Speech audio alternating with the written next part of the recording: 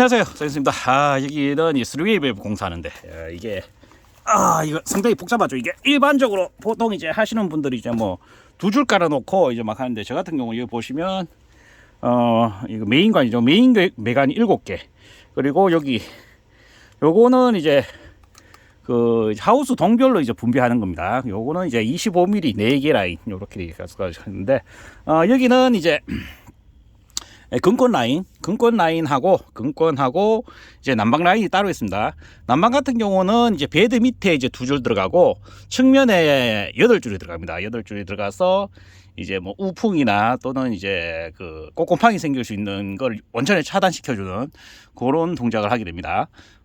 그리고 여기 보면 이제 몇 개 더 달았는 것 중에 배관이 이렇게 많은데, 근권 배관 2개, 난방 배관 2개입니다. 요게 사실은 근권 배관, 요게 난방 배관이에요. 그리고 요거는 이제 스프링쿨러가 지금 저기 2개, 여기도 2개 이렇게 달려 있죠. 요게 이제 스프링쿨러 배관이고, 요게 FCU 하면 뭐 좀 조합이 있는데 사실은 팬코일입니다. 팬코일 같은 경우는 이제 쓸 수 있는 용도가 여러 가지인데, 여기서 이제 설비는 이제 안 들어가는데, FCU를 여기 이제 자동으로 쓸려고 하면은 이제 보일러를 물통으로 통하지 않고 보일러에서 이제 직수로, 그러니까 뜨거운 물을 직수로 이제 FCU 팬 코일로 보내서 이쪽이 이제 하나가 공급이고 하나는 회수잖아요. 하나가 공급, 하나 회수. 이게 잘 안 비례. 하나가 공급, 하나가 회수해서 보일러 물을 직수로 다이렉트로 당겨 쓰는 겁니다. 다이렉트로 당겨 쓰면 뜨거운 물이 나가거든요. 그래서 보통 한 65도 이상, 보통 이제 40도 이상을 써야지, 이제 40도 이상은 써야지 그 팬코일이 효과가 있거든요. 그래서 보통 한 65도 이상을, 물탱크에다 65도를 대부면 상당히 비효율적이에요. 왜냐하면은 물탱크에는 발열이 다 날아가 버리잖아요. 그러니까 이쪽에다가 이제 바로 65도 물을 바로 당기는 거죠. 당겨가지고 팬코일을 돌려버린 겁니다. 돌리고, 또는 이제 다른 방법으로 하면 지하수를 이제 돌리는 방법도 있습니다. 요거는 이제 지금 이제 배관은 설계가 돼서 이제 넣고, 이제 나중에 이제 장비만 들어오면은 그렇게 해놓은 걸로 이제 지금 설계가 되어 있습니다.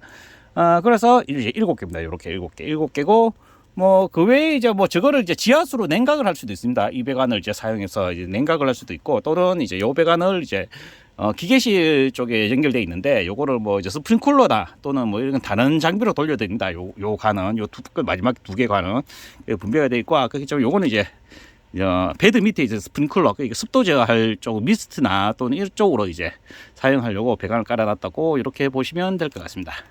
그래서 이렇게 이거 보면 상당히 복잡한 것 같은데, 이게 사실은 별거 없습니다. 알면은 별거 없는데 모르면 엄청나게 이게 복잡죠.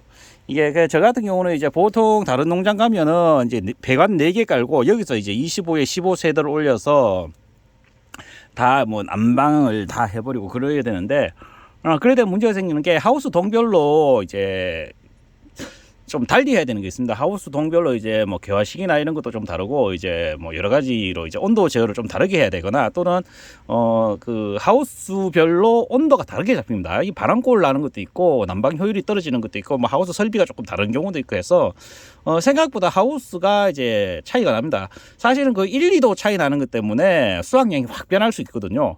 그래서 그거를 감안하면은 요것처럼 개별로 하시면 됩니다. 개별로 해서 요걸 아까 했지만, 요거는 이제 근권 배관에서 이제 이쪽으로 가는 걸 제어해주고, 난방 배관은 저쪽에 있어요. 난방 배관 요쪽에 나오는데, 난방 배관은 요쪽에 있고, 나와서 이제 개별동으로 다 들어갑니다. 여기는 이제 다른 동은 다 이제 땅을 덮었습니다. 이게 땅을 덮어버려. 기계실 쪽에를 제가 보여드리면 좋은데, 거기는 지금 덮어버렸거든요. 덮어버려서 이제 관이 어떻게 되는지 못 보여드리고, 여기가 제일 마지막 동인데, 마지막 동 이제 덮기 전에 제가 좀 시간을 좀 내가지고 이렇게 한번 보여드립니다. 하시려고 하면 이렇게 하시면은 좋습니다. 좋은데 이제 일이 좀 복잡고 이제 설비비가 좀 나갑니다. 그런데 서보시면은 무조건 이랬어야 되는 걸 이해를 하십니다. 왜냐하면 하우스 동별로 이제 나중에 이게 3웨이 밸브는 이제 그 물 공급 온도하고 회수 온도하고 이런 걸 다 체크하거든요. 물 온도하고 그 실내 온도만 체크하는 게, 실내 온도 기본적으로 체크하고, 이제 물이 들어갈 때 몇 도로 들어가고 나올 때, 회수될 때 몇 도로 되는지 나옵니다. 그게 하우스 동별로 이제 온도가 달라지는 걸 보면은, 하우스를 따로 온도를 제어해야 되는 게 맞는구나라는 걸 느끼시게 됩니다. 이제 그거를 보시면은.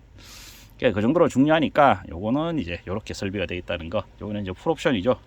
이렇게 돼. 아, 그리고 이제 혹시나 이거 난방관을 안 산다고 걱정하시는 분이 있는데, 난방관을 안 사도 돼요. 왜냐면은 이제 제 같은 경우는 스리웰밸브리 딸기 농장이거든요. 여기 딸기 농장인데, 딸기 농장 할 때는 거의 물 온도가 최대로 올라가도 이제 25도 이상 물을 올라가지 않아요.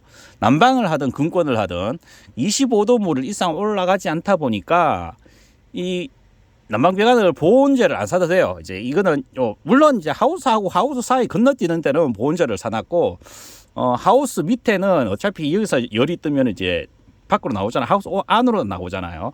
그렇기 때문에 이게 만약에 이 물을 이제 뭐 40도 이상, 뭐 최소한 뭐 30도 이상 쓴다면 이 땅이 이제 이 열들이 이제 땅으로 이제 빠져버리는 게 아까우니까 이제 보온재를 싸가지고 하면은 좋은데, 그렇게 하면 맞아요. 근데 이제 제가 했지만 이제 스리웰밸브 방식은 이제 딸기 같은 경우는 온도를 최대로 올려봐도 진짜 많이 올려도 30도를 절대 못 넘습니다. 30도 이상 넘어가지고 난방을 해버리면 하우스 온도가 엄청 튀게 되거든요. 제 경험상으로 이제 데이터 여러 가지 했을 때, 뭐 예를 들면 뭐 이제 추운 아주 그 서울 근교 이제 뭐 그쪽을 가도 이제 25도 물 이상은 거의 안 보냅니다. 진짜 많이 보내야지 뭐 30도 정도 그 이상 보낼 일이 없거든요. 그렇기 때문에 배관이 이 땅 속으로 들어간다고 해서 이제 날아갈 리는 없습니다. 땅도 사실은 땅의 지열이 나중에 이제 겨울에 한번 재보면 땅에 있는 지열이 아무리 못해도 한 10도 이상은 나오거든요. 이 겨울에는 이 지열로 해서 이제 하우스가 데파진다고 보면 돼요. 그래 밑에가 따뜻하고 위에가 춥거든요. 그래 이제 이 땅을 파놓은 이 땅은 사실 상당히 따뜻합니다. 생각보다.